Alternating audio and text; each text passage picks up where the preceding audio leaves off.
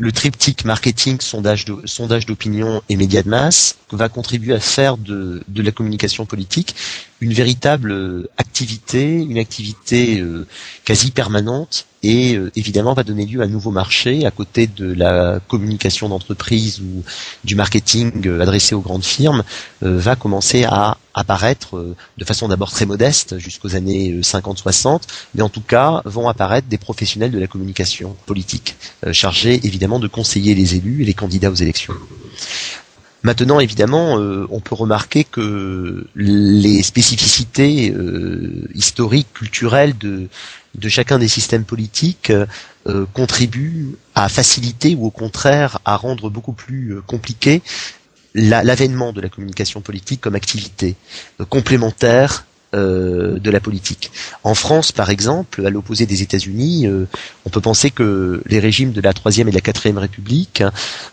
constituaient des obstacles extrêmement forts. En effet, le fait d'avoir un mode d'élection très largement localisé, le fait de n'avoir que des élections dans des circonscriptions de taille réduite,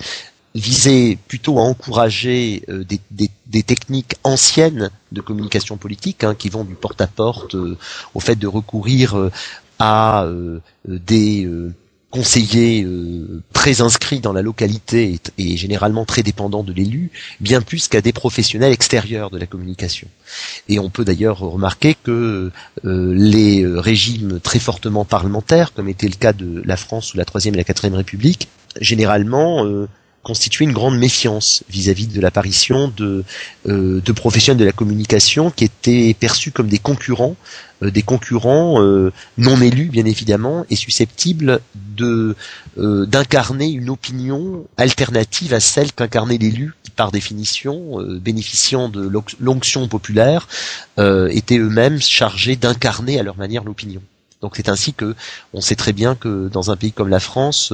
la création même d'une instance chargée du monopole de la communication du gouvernement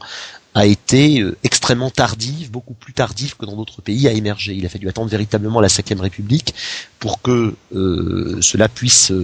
se réaliser, avec évidemment notamment l'élection du président de la République au suffrage universel. C'est-à-dire que, pour prendre une date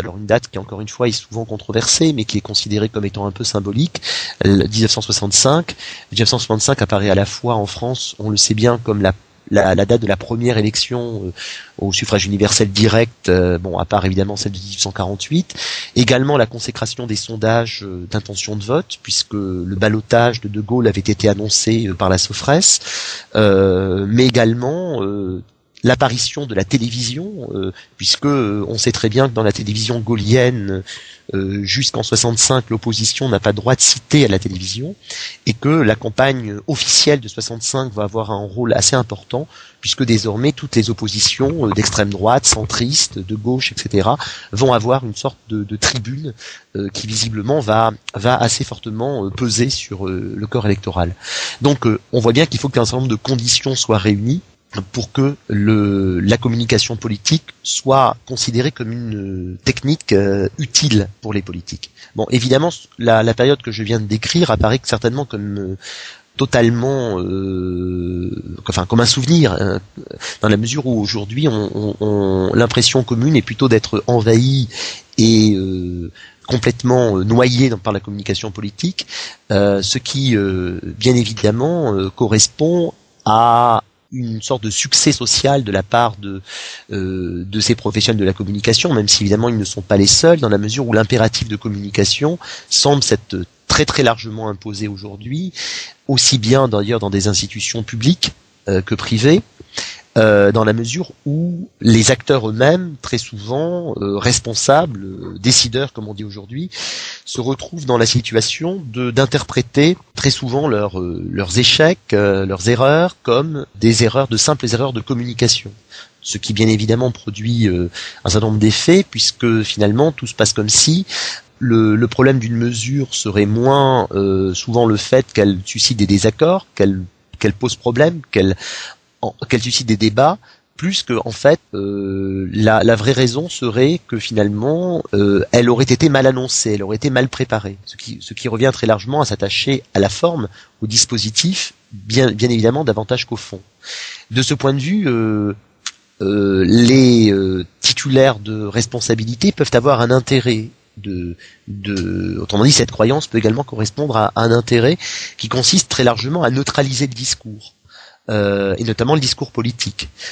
C'est quelque chose qui se perçoit assez bien dans la communication locale, par exemple, la communication des institutions, qu'il s'agisse des grandes villes, des institutions régionales ou des départements, où une sorte de mot d'ordre semble s'être imposé, notamment dans la presse et dans les organes de communication que maîtrisent les conseils généraux, les conseils régionaux. C'est tout simplement la célébration du territoire. Il s'agit là non pas de vanter uniquement une action politique, une ligne politique, mais bien davantage de tenir un discours très largement neutralisé politiquement et qui vise à célébrer une forme de communauté territoriale. Et ce type de discours conduit bien évidemment, par ricochet, c'est évidemment l'un des objectifs évidents, à célébrer l'élu, qui serait une forme finalement de dépositaire de la mémoire et de l'histoire, mais aussi bien évidemment de l'avenir du territoire. On retrouve ces logiques également dans la communication gouvernementale. La communication gouvernementale, à partir du moment, et c'est déjà le cas dans les années 70, où elle est confiée à des agences extérieures à l'État et à la sphère publique, elle vise à célébrer des réalisations ou des programmes d'action. Il s'agit beaucoup moins de vanter les mérites d'un gouvernement, ce qui s'apparenterait désormais à de la pure et simple propagande,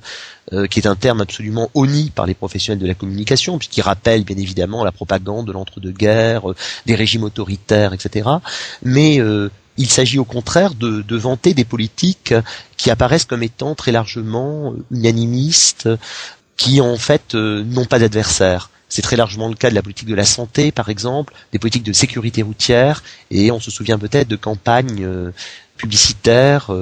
qui se veulent évidemment des campagnes d'information qui ont commencé à avoir énormément d'impact à partir des années 70.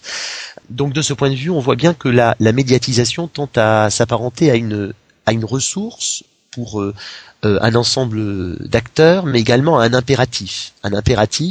qui marque évidemment le succès de la communication comme activité sociale, dans la mesure où elle se diffuse aussi bien aujourd'hui aux institutions publiques et privées qu'aux mouvements sociaux. On sait très très bien que les différents mouvements sociaux généralement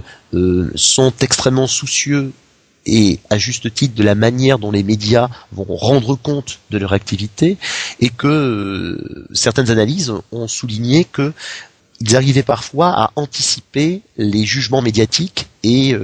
à tenter de se présenter d'une manière la plus positive possible pour évidemment avoir les médias avec soi. Le recours par exemple à une logique de scandalisation peut par exemple conduire à faire événement et bien évidemment à engranger des soutiens. Donc parallèlement à cet impératif de communication, on peut également remarquer, et les deux mouvements sont évidemment liés l'un à l'autre, une augmentation tout à fait sensible du nombre de conseillers en communication politique. Phénomène qui encore une fois est beaucoup plus récent en France que dans les pays anglo-saxons par exemple. Cette activité a tout d'abord été très largement épisodique. On recourait à des conseillers en communication simplement en période électorale. Désormais, le recours aux conseillers en communication est quelque chose de très largement permanent, routinier. Ce qui veut dire que bien évidemment, le nombre de professionnels de la communication politique, le nombre d'agences, même s'il est toujours très difficile de les dénombrer précisément, puisque ce sont souvent des gens qui ont plusieurs activités et qui ne s'occupent pas forcément de la politique à temps plein, on voit malgré tout une multiplication de ces professionnels. Ce qui d'ailleurs,